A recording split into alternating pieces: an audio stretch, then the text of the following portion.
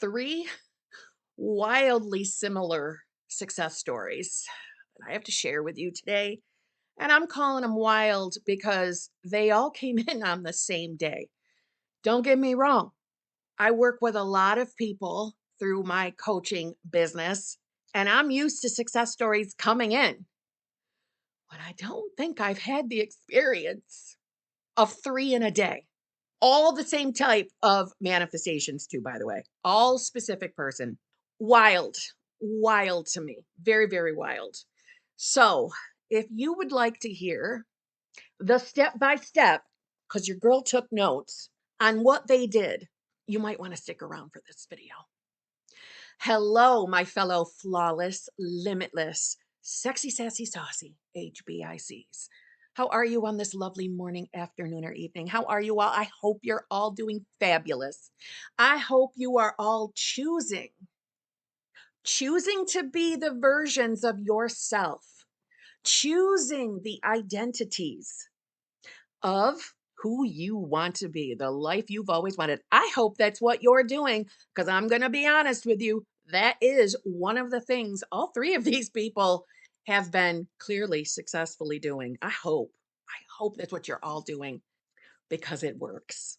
It absolutely works. Now, I should say, when I say I've never had three come in on the same day, I mean, I've never had them all come in through a coaching call. So, but three separate coaching calls, clearly. Um, yeah, my mind is still blown just because it's amazing. It's amazing. And I'm excited, and I'm excited for them. And I'm excited for you because if you're watching this video, listen, if you apply the things that these three people commonly use, the steps they commonly use, I see no reason why it wouldn't work for you as well, since you are manifesting, selecting the reality you want to be in from moment to moment. You really, really are. And here's the damn proof. So, if you want to work with me in any way, shape, or form, all of that information is in my Dropbox below, including my 3 channel memberships. Yes, my 3 lovely channel memberships. I highly encourage you to look at the VIP, the Advanced Manifestors. All that is in that Dropbox below. Let's get into it. Okay. 3 calls that I had yesterday out of all the calls I had. Don't get me wrong, I love all my calls. So I hope anybody who's hearing that you were talked to yesterday and maybe you weren't the success stories, please don't take that as I didn't enjoy that call. That's not what I'm saying. But it does make me so happy and so thrilled to be doing this. I love knowing that I played some part in someone's life, some part in them getting their dreams. I do. Let's get into it. Okay, I would like to tell you that 2 of the 3 success stories are absolutely specific person, like SP number 1, for sure. The third is a person who is choosing to have fun with a BBL that popped up out of nowhere for them. So I'm going to call that one a specific person too, an SP2, just for the sake of conversation and keeping everything 100% truthful. Now, the common themes out of all 3 of these. Number 1, they sincerely surrendered their 3Ds. Yes, all 3 people surrendered their 3Ds. Now, what do I mean by that? I mean, all 3 could agree that they were spending a lot of time perceiving reality as waiting for the change, waiting for the manifestation to come in. And I'm sure lots of you who are manifesting, no matter what you're manifesting, have experienced that feeling of you're just kind of like living life on hold until reality changes. Now, from the logical perspective, I understand if what you're manifesting isn't physically in front of your face, then I guess logically you would perceive it as I don't have what I want yet. It's not here. And while I understand, we can be in the awareness and know that you're not sitting on the couch next to your specific person. It's not that you can't be aware of that. But when you feel like you're putting your life on hold and that you are viewing reality as I'm waiting. I'm waiting to be a particular version of myself. I'm waiting to be the me that can say, I'm in a relationship, I'm with my person. And all three had at some point along their journey really, I would dare to say, felt like they were stuck in like waiting mode. And all three got very, very clear with themselves and authentically owned it. Number one, which is always important. They authentically owned it. I'm very aware that I'm waiting. And they made a decision to surrender. Now, why surrender? Well, just like my own self in my own journey, when I become aware that I feel like I'm waiting for my big breakthrough. Number one, does that feel good? No, it does not. When you feel like life is lackluster, life is boring, life isn't changing, which can, really that thinking can get to the place of spiraling from fear that the manifestation is never going to come, fear that life is never going to change, fear that you're stuck in a state that you can't get out of. Hi, that was definitely me a few years ago. And it sucks. It sucks to feel that way. So they made the conscious choice to surrender from the place they were. Kind of like a conversation. This came out of one of their mouths.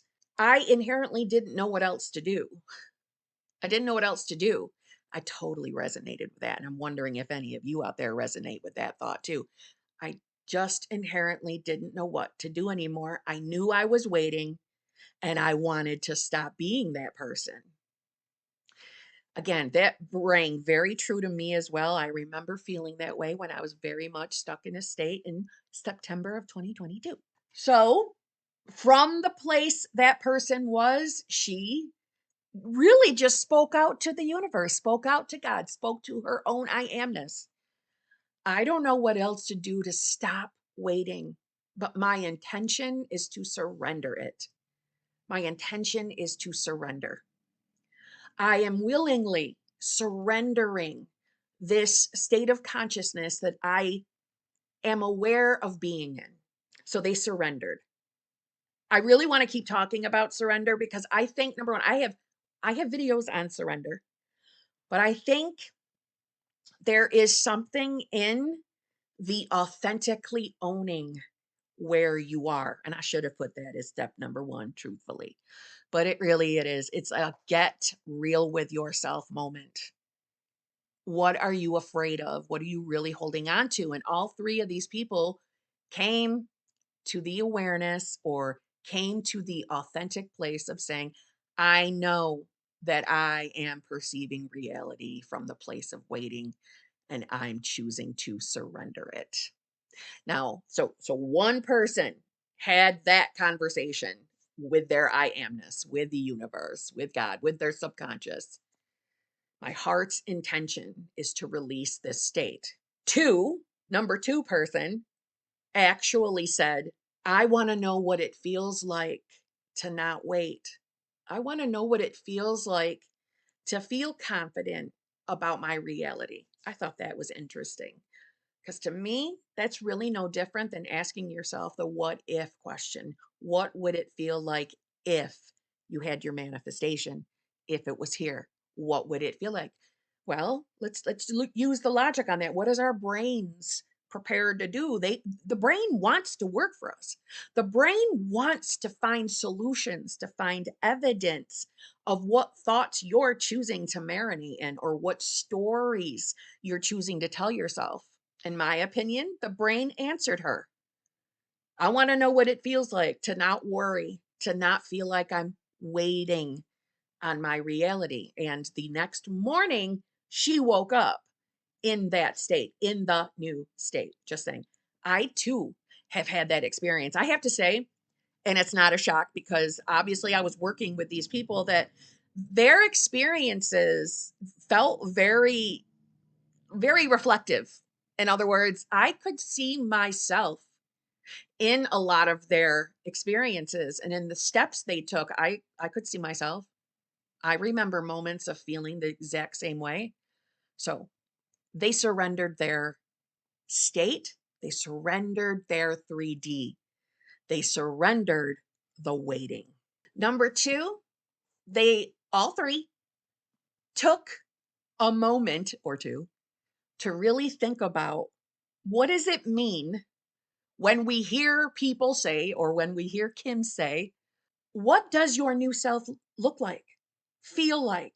What does that new self act like? What is a day in the life of the version of yourself that has the desire? They really took a moment to think about who they would really be if they were living their ideal life. They allowed themselves to really feel, to the best of their mind's ability, to answer that question. And I know for a lot of you, because I see this question all the time, how am I supposed to know what it's going to be like to have the multi-millions, to have the relationship I've been manifesting? How am I supposed to know what it's going to feel like to have those things if I've never had that experience before? And one of those people could resonate with you because they too were feeling that way. They weren't really sure what a really, loving, committed relationship was going to be with their specific person because they hadn't experienced it yet. So I'm here to tell you that clearly doesn't matter. You see, you're deciding for yourself what it's going to feel like with your conscious thought.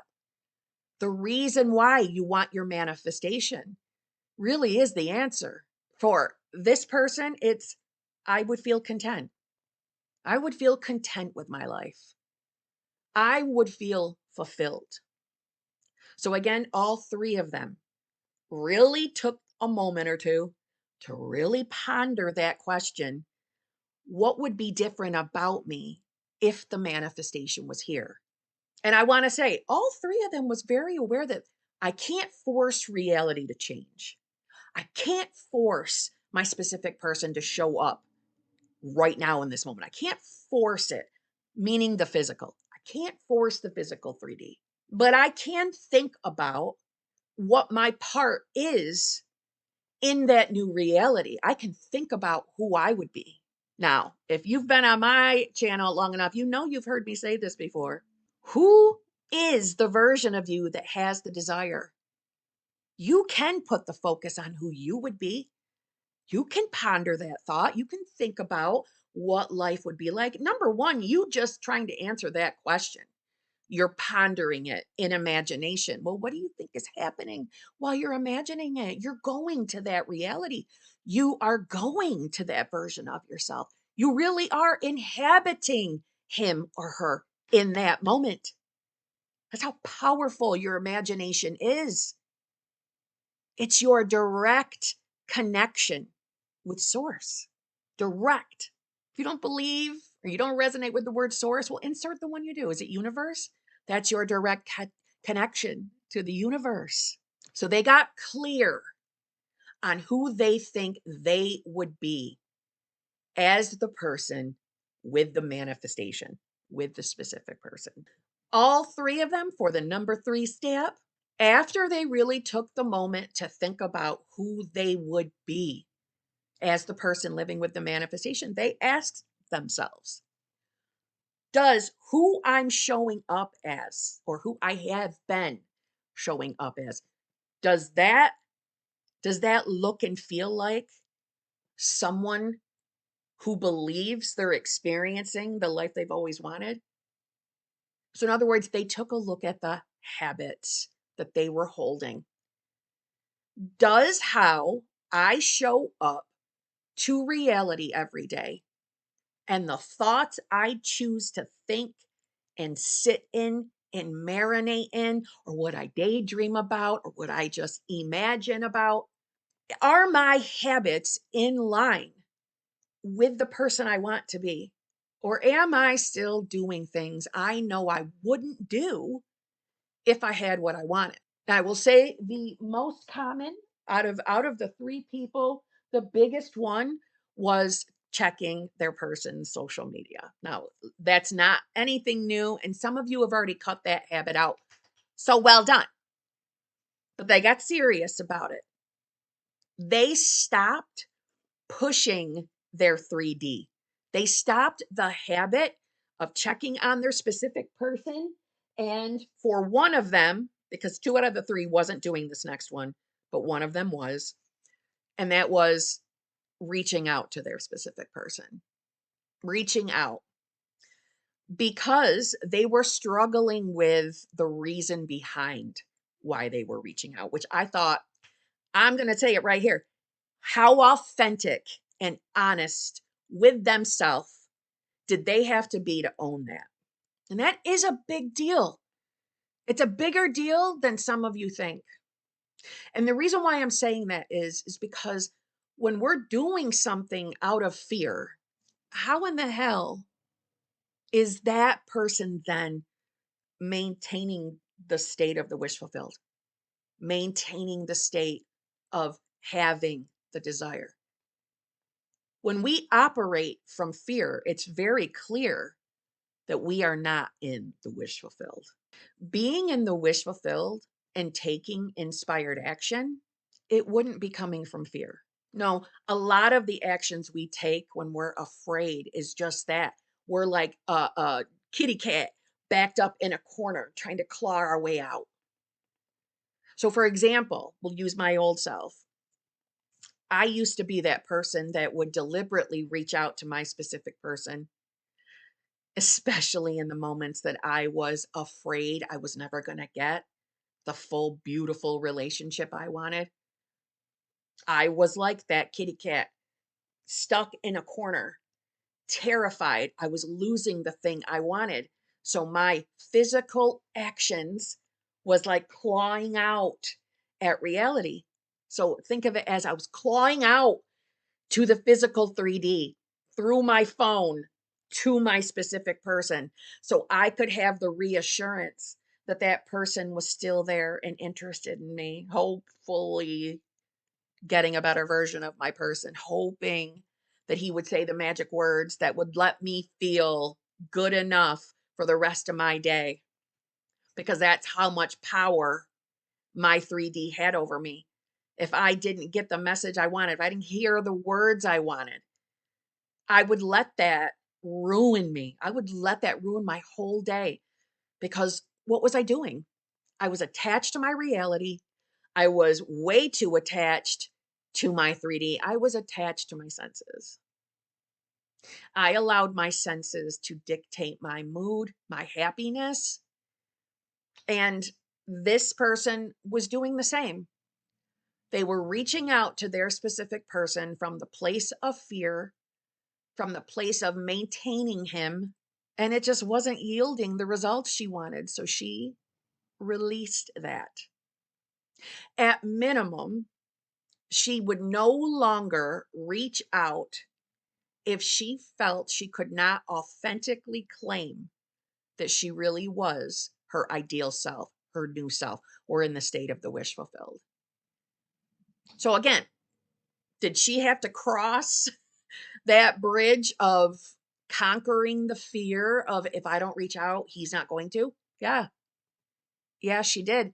But what was so beautiful about this is the results of her experiencing her ideal relationship became more important than that very short lived satisfaction the reaching out to make sure he was still there was giving her.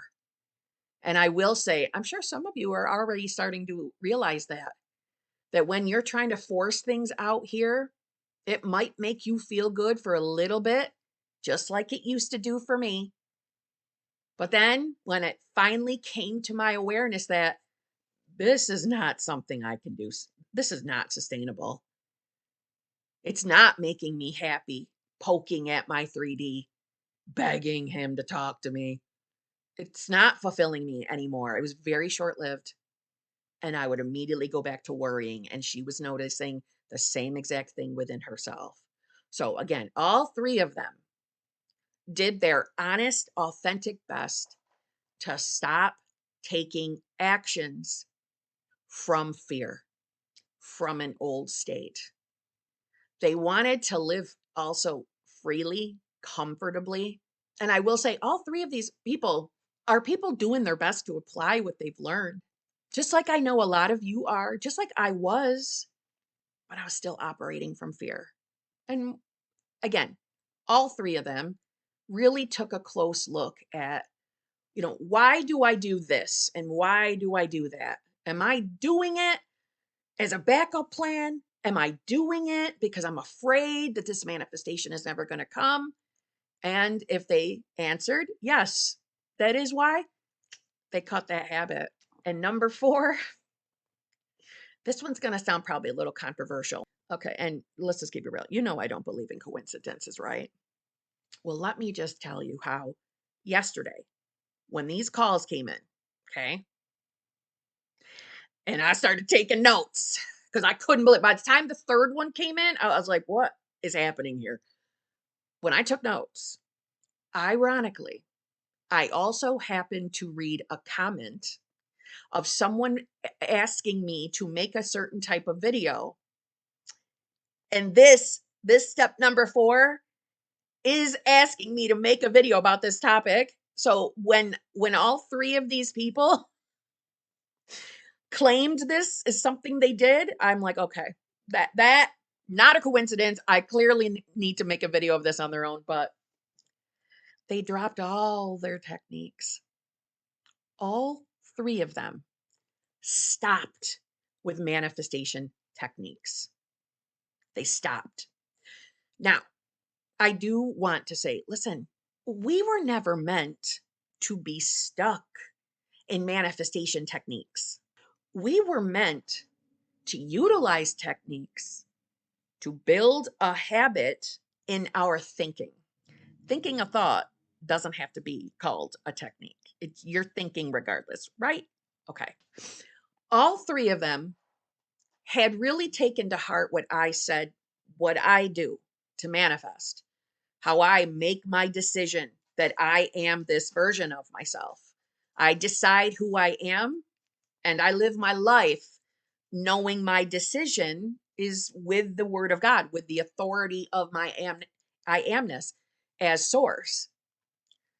They really pondered that, and that played a part in their decisions to stop the techniques and really try their best to be who they want to be, to really show up as this person. Now, do you see how all these steps really do go hand in hand with each other? They did their best to trust their word, to trust the authority of their mind. So I would like to put a little side note here. This dropping techniques doesn't mean they stopped thinking about their specific person or their ideal life, right? They didn't stop thinking about it. They weren't setting and forgetting. They were setting and trusting, setting and choosing, setting and deciding, intending, and doing it from the place in consciousness they are. I've said before that God, the I am, universe, higher power, source energy, moonbeams, meets you where you are. This is one of the reasons why I say you really should think about adopting the mindset that you're already doing everything right, that you're already in the right reality, that everything you're experiencing is somehow connected to you having your ideal life. Even if you can't make logical sense of how all of this lines up in 3D reality. There's a reason why I suggest that. Because when you start viewing reality as you're in the right place at the right time, right? Everything that's supposed to happen for you to get your ideal life is currently happening. And not overthinking that, just deciding that. Well, what does that automatically do? It automatically puts you in the mindset to be who you want to be that version of yourself. Please, we can talk about this logically. When you're thinking a thought, especially with authority, with conviction, that is like you karate chopping through the subconscious mind, through the door of the subconscious mind. Think about it, you don't have to battle beliefs when you believe something with conviction. Conviction implies knowing. So they let go of the techniques. One person was in a cycle of affirming literally every hour.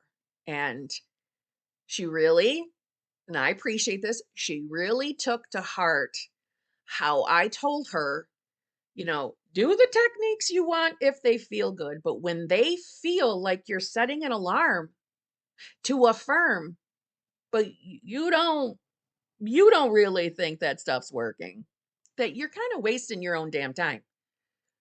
What matters is in your perception, who are you? Do you still see yourself as the person unfulfilled, not living the life you want, not having your desire? At minimum, do you see when you do your techniques? Do you believe that those techniques are helping you at minimum to become that self? So I want to be made very, very clear. I'm not telling you to throw out your techniques. When they don't feel good and they haven't brought you any results, I would certainly look into them. See if you still feel connected to what you're doing. Because if you don't, and you're still in a place of fear, then we really got to take a look. What do you really believe about yourself? What is the truth? What are you avoiding or pushing away? All three got to the place of making a decision, thinking a thought on who they are, and they stuck to it. They stuck to it. Now, I will say, and all three confirmed, it's not that they never have a doubtful thought. It's not that they never experience a moment where they're questioning themselves. And for one of the three, she would continue to have thoughts come in of missing her person. So I just want to say, it's not like they were perfect. It's not like they never received a fear. They never had a doubt. And that's one of the reasons why I say I think it's quite normal to have the random thoughts, the random doubts, the random fears. I don't think that that's something to concern yourself about. It becomes something to be concerned with when you're sitting in it, marinating in it. But yes, all three of them made their conscious decision of who they really are. They made the conscious decision that after they, like I said, number 2 tip, after they really pondered who they would be as the person who has the desire and looked at, is that who I am? Is that who I'm really showing up as? And if not, they chose to start showing up to reality that way. They chose to start showing up every day as free, content, fulfilled, comfortable, that their word is the word of source. If you're not new to my channel, these are not things that are new. These are things that I feel like I repeat quite often. I know it can be hard to just simply trust that you are a new self, that you are automatically in that state of consciousness. I know that's hard to trust. You're not trying to convince the 3D you. You're trying to be in conviction to the subconscious mind, to the 4D. And where do we get the conviction? Is when we are spending more time in imagination as the self you want to be. I'm her. I'm her right now. And I can do the things that I would do if I was living everything I've always wanted right now. I can do my part in that. So, what does that look like for someone manifesting a specific person? That might look like you showing up every day, taking care of yourself, maybe having a little pep in your step because you know you conquered your goal. You know you have what you've always wanted. You know, when you think about yourself, you're thinking of yourself as, I did it. I get it now. I'm her or I'm him. I just want to say too that collectively, all three of them knew there was nothing left to do. There was nothing else left to do. And they chose to believe. They chose to trust. And all three of them are living their ideal life right now. Just want to say that. And it can be you too. Who do you want to be? Start deciding that's who you are. And come back and let me know how it worked for you. And side note, I don't normally like to give out time frames, but because these wildly were happening in a very similar fashion, I will tell you that one of them, this happened within a week. The other two, they guesstimated about 2 weeks. But I will say that all three can agree they feel that things really started changing when they surrendered the waiting. They surrendered their 3D. So maybe if you're already doing all of these things that you heard in this video, and you haven't done the surrendered or the surrendering of your 3D reality, surrendering of the waiting state, maybe that's something you should take a look at. So on that note, if you made it to the end of this video and you're not subscribed yet, why don't you hit that subscribe button and give me a like? Let's give a like to 3 success stories in one day. I thought that was pretty darn good if you ask me. So on that note, I'll see you tomorrow.